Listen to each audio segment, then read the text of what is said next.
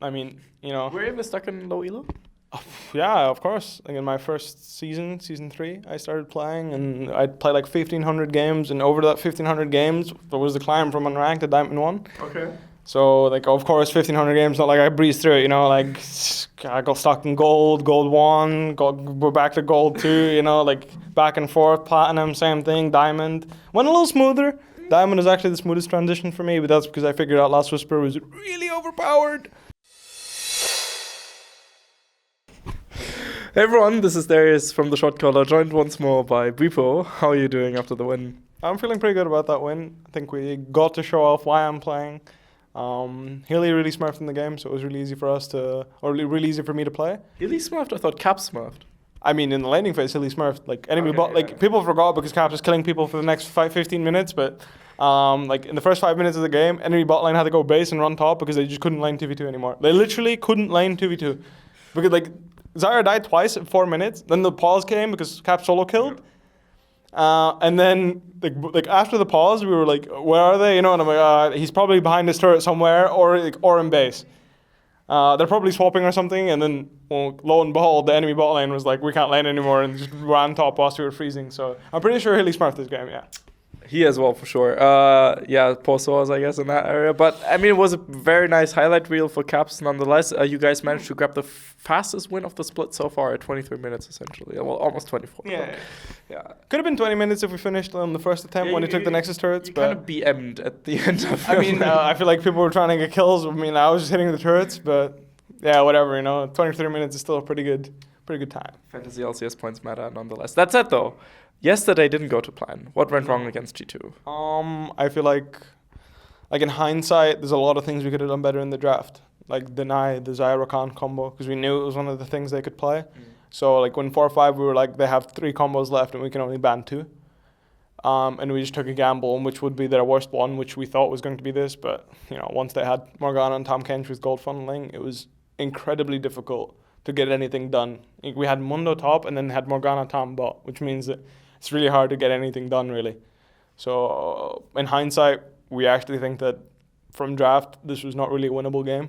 And, you know, in comms, we were like, in 9 minutes, we're just going to have to stop playing League of Legends, you know? Like, take it to the streets, boys, because this is not going, we're not winning this one if we don't. So, Playing differently a bit, yeah. Yeah, just take it to the streets.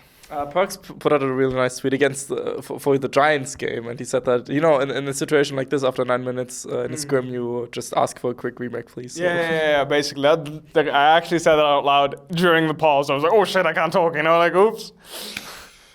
I can't wait for those voice comms to be released then. I mean, it was just like a 4, I mean, they're probably not going to put it in, you know. But like a 4, it was for 4 minutes 20 or something, 4 minutes 30. Like, oh, it's going to be a remake. So, you guys are flying to LA tomorrow morning.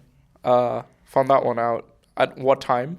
We're leaving from our offices at 9 a.m. Wow, 9 a.m. That's really early for esports. I mean, yes. I mean, no, it's not. MSI was 9 a.m. every day. True. And you actually had to play immediately as well. Yeah, I was like 11 in the morning. Probably one of the reasons we beat Kingzone, to be honest. So, what are you excited about going to LA and just experiencing NA and stuff? Pretty happy. I think I really look forward to talking to the NA players. A lot of them seem really cool and should be nice getting some more contacts, getting to know people. I think getting to know people is what I look forward to most. We can learn a thing or two from NA as well, I believe. So I look forward to it. You can learn a thing or two from NA, dude. You just so what can we actually learn? Dylan puts it as we're going to the land of the gold funnel. Because in EU it's only G2, but if the academy teams are gold funneling, you better be sure that the LCS teams are going to be pulling out some dirty gold funneling. Very interesting. Very excited about that. So, in terms of get me out. Yeah, gold funneling is really. The good news is that you actually get to play all the time. I mean, that must. I mean, yeah. But like we can play gold funneling with Reckless too. It's just the point is the fact that the game feels like a coin flip. So in draft, so basically there's 2 phases of gold funneling. In draft is the phase where you feel like either you just lost draft and can't beat the gold funneling because they just have their lanes are too like sturdy, so you can't get any towers against the outer, like you can't get the outer turret, or you get like the 50-50 draft, so like it's a fair matchup and you can execute and win, and then it still feels like a 50-50 because if you fuck up once and their carry gets a few kills, it's really over. Like you know what I mean? Like they get one, like he gets one like triple kill or double kill or whatever, and you really feel like one more mistake and you're out of the game. It feels like a bit from the outside that two teams are playing very different games when one team is playing Gold Funnel and the other one isn't. And it's like one team is playing a strategy where you don't even want to interact that much with the enemy team. You just don't want to at all. Yeah. So it feels like the enemy team, like if you're playing against Gold Funnel, it's just playing tower defense. Literally, you know, they're just like, you know, they have like, you know, you have the balloons thing, you know, they have like a few banana plants, you know, and they're just like, they're just chilling and they just have like minimal amount of turrets just enough to clear the waves, and then just farming, and then at one point they just wipe your ass with like a nuke. Like it's really no fun to play against, and it's actually pretty mentally taxing to play because it's like every single thing matters that much. I mean, I also think it's just if you start making mistakes on side lanes, like the game can go really fast and it can become uncarryable for your duo. So, like, practicing it, we have experience. It was very mentally taxing for a lot of our players because you feel like you don't have a jungler. Because your jungler, or support, shows mid every other wave.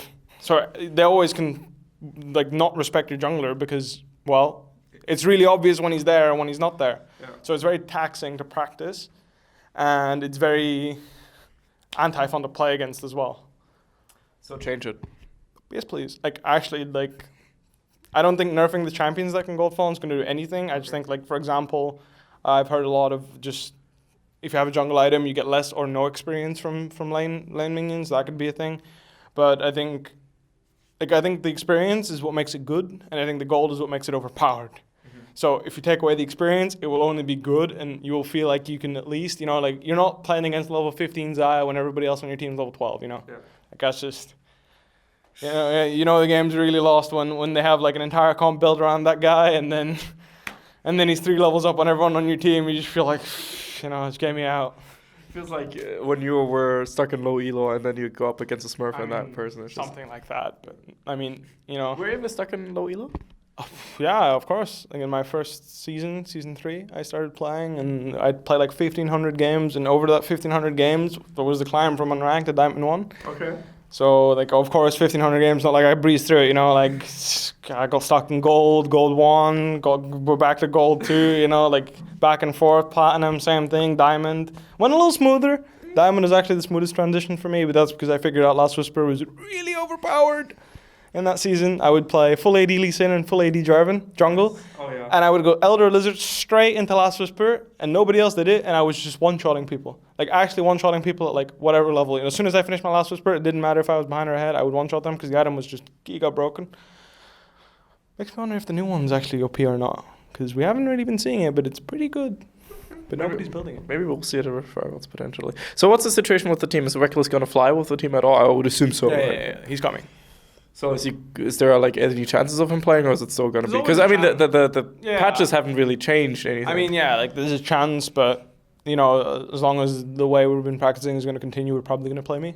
Mm-hmm. Okay. I don't know enough. Like this is at the end of the day, it's not like it's me versus him. It's the entire team that decides. So even if I say he has no chances, he could, and if I say that he's going to play, it could be that he's not. Okay. So my word is really whatever on this matter. Yeah. Okay, fair. It's just a very interesting situation, of course, to look at. People want to know, but I don't know. So that's that says a lot, really.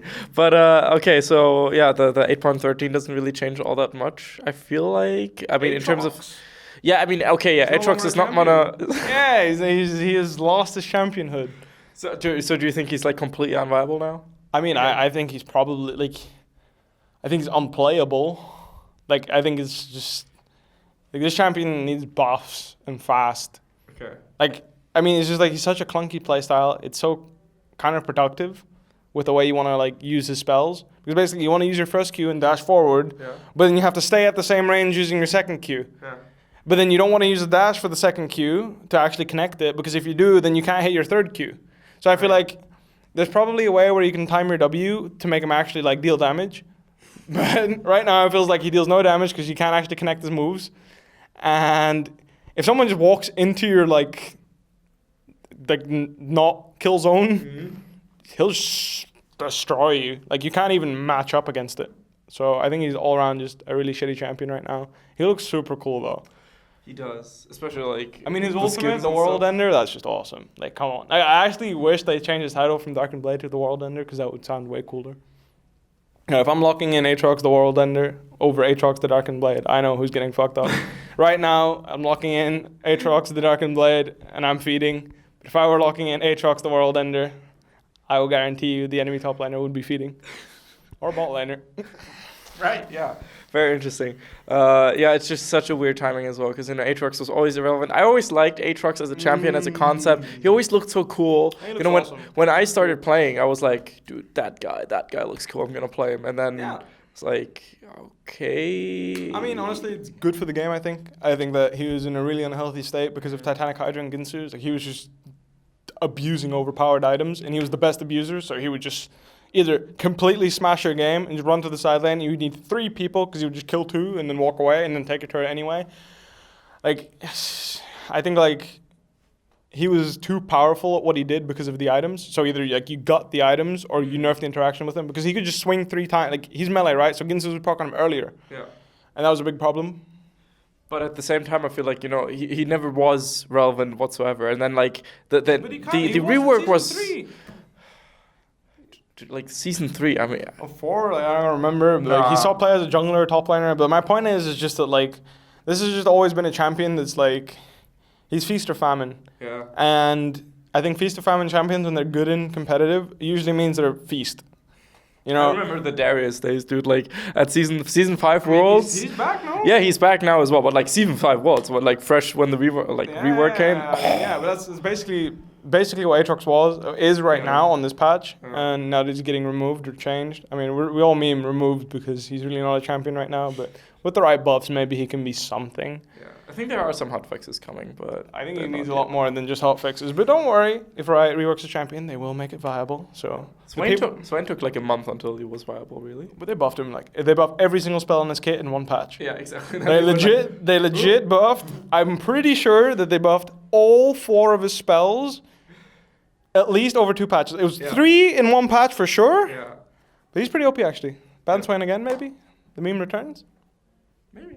I think he should be, but yeah, that's like. I think he's pretty really cool. strong, yeah. I feel like in general we have so many filthy champions right now, like more than usual. What do you mean filthy? So like champions where you just go, oh god, him again. Oh god, he's just gonna build tank you and at the same time just destroy. It's like even Mundo, like watching Soaz play Mundo the other day, he just stands there and like he BMs, he just Mundo's stands there, has his ear on, it's just like, oh yeah, by the way, I'm killing you, Yeah. not doing anything. I mean, I guess it's just it's bruiser / mage meta, so kind of makes sense. Yeah.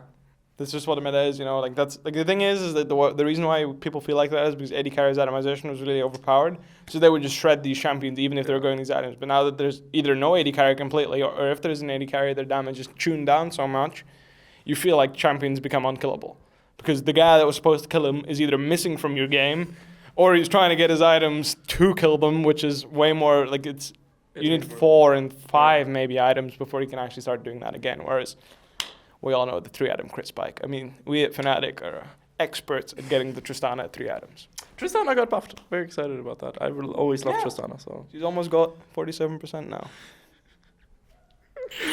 okay, one last question: are you Team Garen or Team Darius? I'm actually Team Darius. Nice. Always been a Darius player. Oh, cool. He's actually my 4th most played champion. Damn. And I haven't been able to pull him out in the bot lane. I'm really sad. Or top lane. But I was actually a Darius player when he was not a champion. Wow. So like since his rework, I have played a lot of Darius. Favorite skin? I mean, Lord for sure.